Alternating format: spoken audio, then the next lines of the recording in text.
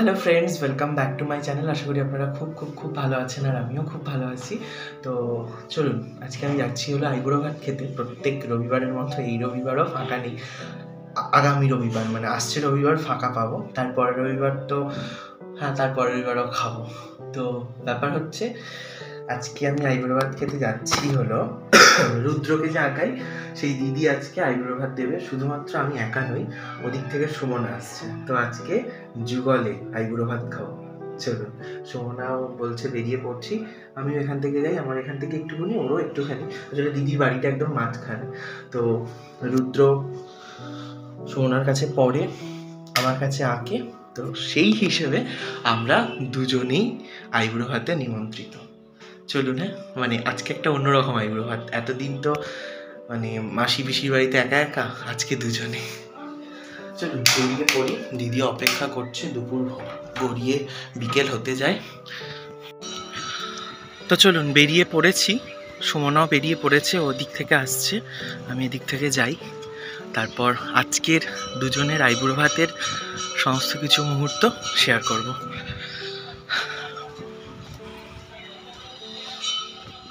এই রাস্তাটা চিনতে পারছেন? এই রাস্তাটা কিন্তু আমাদের এখানে একদম নতুন হয়ে গেছে। বর্ষাকালে জল জমতো সেই দেখেছিলাম, আর বোধহয় জল জমবে না। উঁচু হয়েছে এবং রাস্তাটা বেশ সুন্দর হয়ে গেছে, বড় হয়ে গেছে। নতুন রাস্তা তো বেশ ভালো লাগছে। ওদিকে সুমনা ফোন করে জানানো আমি দিদির বাড়িতে এসে বসে আছি, আমার একটু বেরোতে লেটই হয়ে গেল। তো এই যে আমিও পৌঁছে গেছি। আর রাস্তাটা চিনতে পারছেন? প্রত্যেক বৃহস্পতিবার না হলে শুক্রবার সকালবেলা 7:30টার সময় এই রাস্তা দিয়ে ব্লগ করতে করতে ঢুকি। রুদ্রকে আঁকাতে যাচ্ছি, রুদ্রকে কি কাজ করাচ্ছি সবটা শেয়ার করি আপনাদের সাথে। তো চলুন ঢুকি। আমার জন্য কেউ অপেক্ষা করে থাক আর নাই থাক, এই লাকি ভাইয়া কিন্তু আমার জন্য অপেক্ষা করবেই। শুধুমাত্র গেটটা খুলেছি আর ও বুঝতে পেরে গেছে কে এসেছে। এসেই টুংটুং করে লেজ নাড়াচ্ছে। ওকে একটু আদর করে ওপরে যাই। চলুন। আপনি কি লজ্জা পাচ্ছেন? আপনি কি লজ্জা পাচ্ছেন? কি করছো? গেম খেলছি।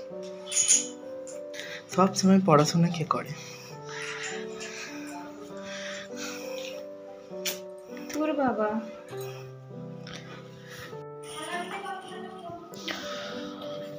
তো দিদির বাড়িতে এসেই প্রথমেই মিষ্টি, এই মিষ্টি পোকাটা একটা মিষ্টি সাবড়ে দিয়েছে। তুমি তো লজ্জা পাচ্ছ কেন? প্রথমবার বিয়ে করছি রে ভাই।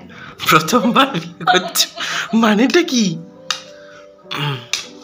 এই রুদ্র একটু নে,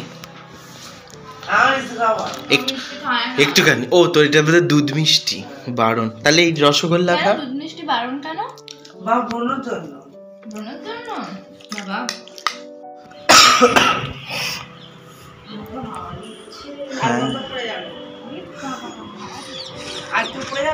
আরো পরে কত অ্যালোভেরা অনেক অ্যালোভেরা ফুল। হ্যাঁ, এটা আমাদেরও বাড়িতেও হতো। চলো ওপরে আসো, চ ওপরে চ।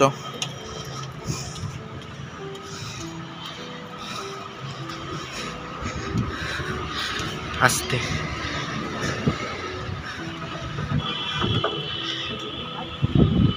এই আমাদের ভাগার দেখা যায় না এখান থেকে, এখান থেকে দেখা যাচ্ছে।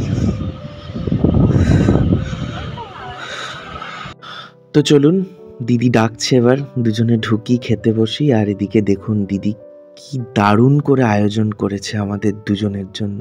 এদিকে মাম্পিদি রয়েছে আর এদিকে অয়নদা। উফ, মানে আমি তো অবাক হয়ে যাচ্ছি, এত সুন্দর ডেকোরেশন দেখে। খাবো কি?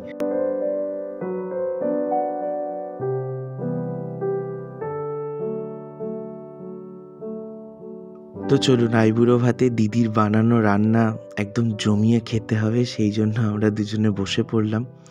তো এবার খাওয়া দাওয়া তো শুরু হবেই। তো চলুন বসি, আর এখানে আপনাদের সমস্তটা আরেকবার দেখাবো নিশ্চয়ই। খুব দারুণ করে আয়োজন করেছে দিদি, এত সুন্দরভাবে সাজানোটা, এত সুন্দরভাবে সব কিছু। এদিকে দিদিও এই কেকটা অর্ডার দিয়ে তৈরি করেছে আইবুড়ো ভাতের জন্য। সেই যে কেকটা বানিয়েছে তারও এত ইনোভেটিভ চিন্তা, খুবই ভালো লাগছে। আর এদিকে এত রকমের পদ খুব সুন্দর করে সাজানো, যেটা সত্যি অনবদ্য। আর এদিকে দিদি আমাদের দুজনের মঙ্গল কামনায় প্রদীপ জ্বালছে। এদিকে সুমনা ভাবছে যে আমি এতগুলো খাবার কি করে খাবো, বুঝতে পারি তো, কারণ ও এতগুলো খাবার দেখে একটু হতচকিত হয়ে যায়। ও যেটা খাবে সেটা হলো একদম মানে খুব সিম্পল এবং খুব সুন্দর করে পরিপাটি করে খাবে, বাদ বাকিটা সাইড করবে। তো আমি তো আছি, এই পেটুক মানুষটা সব সাবড়ে দেবো। তো চলুন, এদিকে ভিডিও হচ্ছে, এদিকে খাওয়া দাওয়া চলছে। আর একটা কথা বেশ বলতে ইচ্ছে করছে যে রক্তের সম্পর্কের থেকে বড় সম্পর্ক যদি কিছু হয়ে থাকে সেটা হলো আন্তরিকতা। আন্তরিকতায় বাঁধা যে সম্পর্কগুলো হয় সে সম্পর্কগুলো কিন্তু আরও আরও ভালোবাসায় পরিপূর্ণ থাকে। মাম্পিদি, রুদ্র, তারপরে রুদ্রর বাবা মানে পঙ্কজদা, ওরা আমাদের এতটা ভালোবাসে, এতটা স্নেহ করে, আর কি বলবো। এখানে দেখতেই পাচ্ছেন একটা ফ্রেমে ওদিকে মাম্পিদি, মাঝখানে রুদ্র, আর এদিকে পঙ্কজদা। তো বেশ ভালো লাগছে, আমি ভাষায় প্রকাশ করতে পারবো না আমাদের সুমনার আমার অনুভূতি। আমরা দুজনে বলা বলি করছিলাম যে সত্যিকারের এতটা ভাবনা হয়তো ভালোবাসা না থাকলে হয় না। তো দিদি এবং দাদাকে আমার অনেক কৃতজ্ঞতা, আমার প্রণাম। তাদেরও ভালোবাসা, তাদের আশীর্বাদ নিয়ে আমাদের দুজনের এই পথ চলা আরও শুভ হোক, ভালো হোক।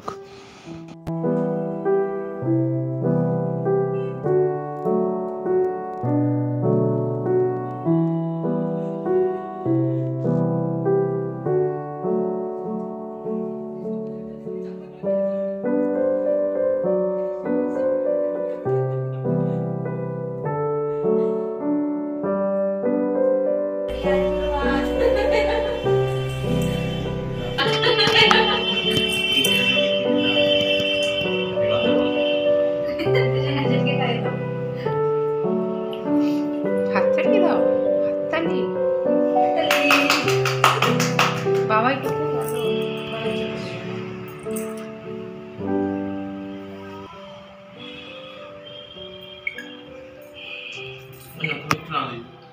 প্রায় 7টা বছর হতে যায় আমি আঁকাচ্ছি। প্রত্যেকটা ছাত্রছাত্রীর মায়ের কাছ থেকে, প্রত্যেকটা ছাত্রছাত্রীর কাছ থেকে এতটা ভালোবাসা পেয়েছি না, সেটা একদম বলার কথা নয়। মানে মন ভরে ভালোবাসা পেয়েছি। ভবিষ্যতে আরও পথ চলা বাকি, আরও ভালোবাসা পাবো। আর এই ভালোবাসার পথে চলতে চলতে পেয়েছি এরকম দিদির মতো কিছু মানুষকে। গার্জেন হিসেবে অনেককে আমি মামি, কাকিমা বলে থাকি, কিন্তু এই মানে রুদ্রর মাকে আমি দিদি বলি। তো আর এই দিদি আমাদের দুজনকে এতটা স্নেহ করে, আমি আর সুমনা প্রায়ই বলি সত্যি মানুষ হলে এরকম হতে হয়। আর কিছু বলতে পারছি না, মানে কোনো ভাষাই হয়তো এই মুহূর্তটার কাছে ছোট হয়ে যাবে। এতটা আন্তরিক এবং এতটা সম্মানের আমাদের দুজনের কাছে। তো চলুন এবার খাওয়া দাওয়াটা শুরু করি।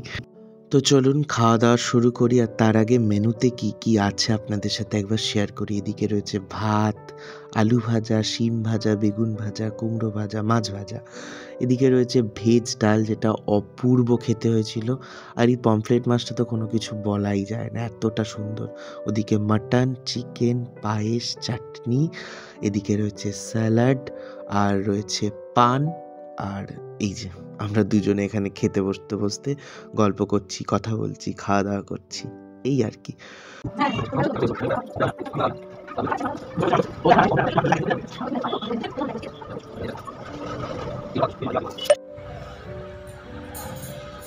আর কিছু লাগবে? আপনার বর কই? হ্যাঁ, ছি ছি ছি ছি ছি ছি ছি ছি ছি। তো আয়োজন দেখতেই পেলেন, দিদি এত সুন্দর আয়োজন করেছে। আর হ্যাঁ, আমাকে দিদি এই পাঞ্জাবিটি দিয়েছে। তোমরা তোমাকে কি দিল দেখাও। এই শাড়ি। চলো, দিদিকে জোর করে পাঠালাম নিচে, দিদি খেতে গেছে, আমরা দুজনে বসে আছি। আমি কিচ্ছু খেতে পারিনি গাইজ, আমি একদম কম খেয়ে উঠে পড়েছি। দেখো সব রয়েছে, আর ও আমারটা নিয়ে এখনো বসে আছে। আমি গাইস কিচ্ছু খেতে পারিনি।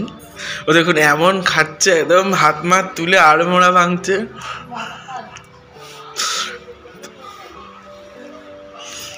ওগুলো রিয়েল গাছ না মা, তুই খেয়ে নে, খেয়ে নে, খা। দই দাও, দই দিয়ে বাকিটা মাখবো। সবটা নিয়ে নাও।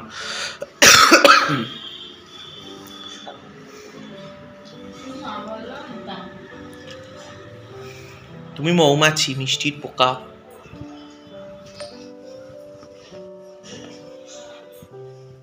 পানটা নাও, খাও তো পান। হ্যাঁ আমি খাই। একটা আমার। ওটাই বলছি। মিষ্টি পান।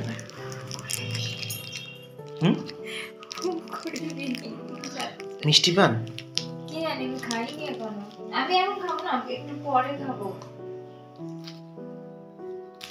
মিষ্টি পান। ভয় পাস? ভয় পাস? এক্ষুনি বেরিয়ে পড়লে তুমি ভয় পাও না হ্যাঁ। লাকিকে? আমিও আমি ওকে আগে সরাতে বলি, তারপরে একসাথেই সব জামা কাপড়গুলো আছে। হ্যাঁ, আলাদা করে নেবো। ওই কেকটা। তো চলুন বাড়ি যাই। বাড়ি যাবো বলতে আমি এখান থেকে আঁকাতে যাব আর সুমনা বাড়ি যাবে, দুজনে একই রুটে যাব, আমার ওদিকে আঁকানোই আছে। তো কেটে গেল আরেকটা দিন। দিদির এত সুন্দর আয়োজন, সারা জীবন মনে থাকবে। এত সুন্দর আন্তরিকতায় পরিপূর্ণ আজকের এই মুহূর্তগুলো। দিদিকে কোনোভাবেই ধন্যবাদ দিয়ে ছোট করব না। দিদি দাদার এই স্নেহ ভালোবাসাকে আমাদের আশীর্বাদ হয়ে থাকুক, এগিয়ে যাওয়ার পথটা আরও মসৃণ হোক তাদের ভালোবাসায়, তাদের আশীর্বাদে। তো চলুন দেখা হবে খুব শিগগিরই পরের আর একটি ব্লগে। আর এখন সুমনা আর আমি রাস্তায় একটু বক বক বক করতে করতে যাব আর কি। চলুন, হ্যাঁ, নতুন কোনো দিন নতুন কোনো একটি ব্লগে আবার আপনাদের সাথে আসছি।